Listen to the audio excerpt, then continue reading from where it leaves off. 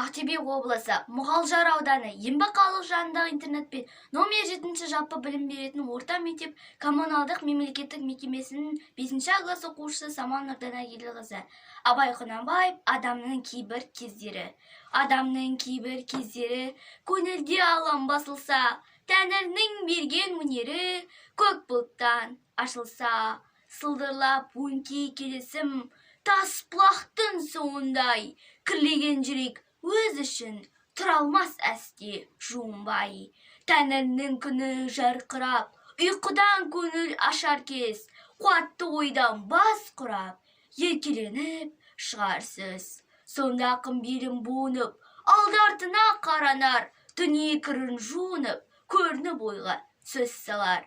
Қыранша қарап қырымға, мұң мен зарды қолғалар, кектеніп надан зұлымға, шиыршық атар, толғанар.